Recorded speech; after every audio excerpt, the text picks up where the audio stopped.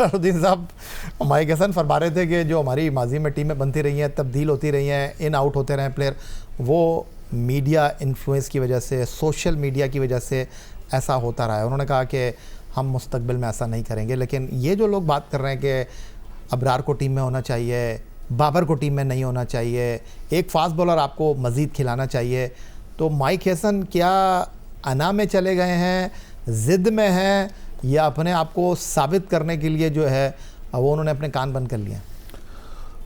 देखिए हर कोच की एक अपनी फ़िलासफ़ी होती है, उसके तहत वो टीम सेलेक्ट करता है। अब उनकी फ़िलासफ़ी में ये जो बात उन्होंने कही है कि जो मीडिया और उसकी वजह से चेंजेस होती रहती हैं, ये नहीं होनी चाहिए, बोर्ड इसको सपोर्ट नहीं करे। तो जब आपको एक फ्री हैंड मिल गया और आप अपनी कर रहे हैं, तो अल्टीमेटली तो आप परफॉर्मेंस कर देना।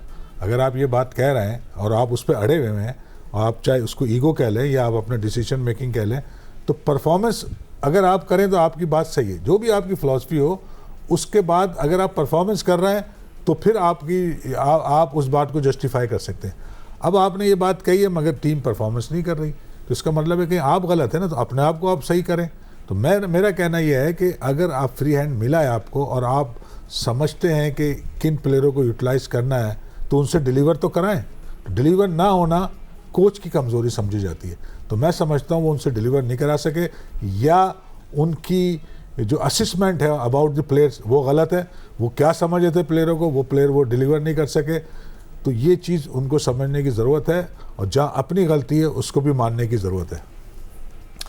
बड़ा अच्छे अंदाज में आपने एक्सप्लेन किया है। उधर पाकिस्तानी फास्ट बॉलर शाहीन शाह अफरीदी ने इंग्लैंड के खिलाफ शिकस्त के बाद प्रेस कॉन्फ्रेंस में कहा कि पार्टनरशिप की कमी की वजह से वो 180 रन बोर्ड की जीनत ना बना सके, टीम को 180 रन बनाने चाहिए थे।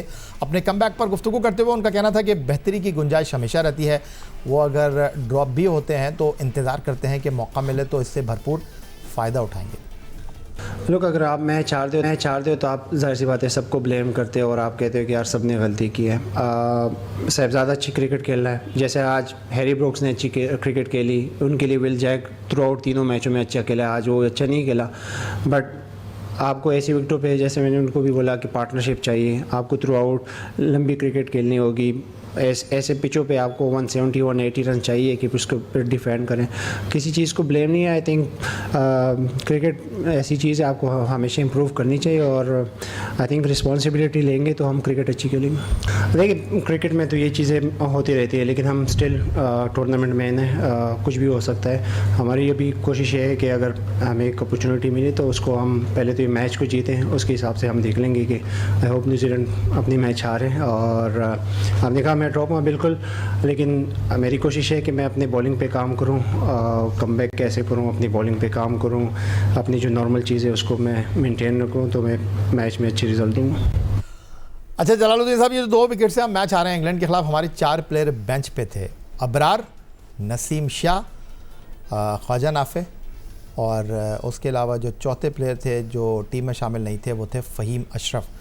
अब आपको क्या लगता है कि अगर आपको एक अपॉर्चुनिटी मिलती है, श्रीलंका के ख़िलाफ़ मैच जीतो, सेमीफाइनल में जाओ, तो इन चारों में से आपको लगता है कि किसी को प्लेइंग 11 में रखना चाहिए, तो कौन हो सकता है वो? देखिए इसमें एक ही बॉलर है अबरार जिसको यूज़ किया जा सकता है इन नेक्स्ट मैच, बाकी तो मैं समझता हूँ ज़रूरत नहीं है। मगर जैसे अभी शाहीन शाह अफरीदी ने कहा कि जी हमारे रन इतने, ये वो बात है जो आपके कंट्रोल में था ना कि आप 170 बनाए, तो आप ब्लेम किसको दे रहे हैं? 170 नहीं बनाए, 175 नहीं बनाए, तो उसमें अल्टीमेटली तो आप खुद जिम्मेदार हुए ना, आपने नहीं बनाए, किसी ने रोका थोड़ी था।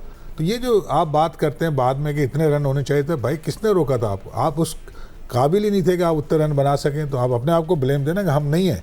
तो ये बात कहना बाद में कि यार 20 रन कम हो गए, 10 रन कम हो गए, मैं समझता हूँ 164 रन इस विकेट पे अच्छे रन थे। मतलब मैं ये कहूँगा कि वो उससे आप उस रनों से आप मैच जीत सकते थे, और एक स्टेज पे आपके मैच भी फेवर में आ गया था। मगर आपकी बात की जो उस मोमेंटम को आप कंट्रोल नहीं कर सके अपनी बैट प्लानिंग से, या हम ये ज़रूर कहेंगे कि इसमें ब्रुक ने बहुत एक्स्ट्राऑर्डिनरी खेला, आपकी अच्छी बॉलों में भी उन्होंने अटैक करके और रन्स बनाए, और जैसे आपने पहले कहा कि उन्होंने रन रेट को मेनटेन रखा, तो वो उन्होंने गिरने नहीं दिया।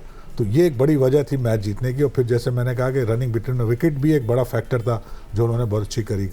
तो इसमें चेंज ज़रूर हो सकती है, टीम में कभी भी चेंज हो सकती है, मगर मैं ये समझता हूँ इस ओवरऑल टीम में जो भी आप चेंज करें, रिज़ल्ट बहुत ज़्यादा चेंज नहीं हो सकते। तो जाते जाते ये भी बता दीजिए, ये जो सिनेरियो है, अभी हम टूर्नामेंट से बाहर नहीं हुए हैं, आपको लग रहा है पाकिस्तान सेमीफाइनल खेलेगा? दुआ कर सकता है अल्लाह ताला कोई ऐसी सिचुएशन क्रिएट करे जिससे पाकिस्तान सेमीफाइनल करे, हमें तो खुशी होगी खेलेगा। ऐसा पॉसिबल तो है, नामुमकिन तो नहीं है। बहुत शुक्रिया आपका जलालुद्दीन साहब, हमारे साथ स्टूडियो में मौजूद थे। और कैसे हो सकता है, फिर आपको जाते जाते मैं बता दूं कि आज श्रीलंका और न्यूजीलैंड का मैच है। आज अगर न्यूजीलैंड की टीम श्रीलंका को हरा देती है और 27 तारीख को न्यूजीलैंड की टीम इंग्लैंड को भी हरा देती है, तो फिर तो ये टूर्नामेंट पाकिस्तान के लिए ख़त्म हो गया।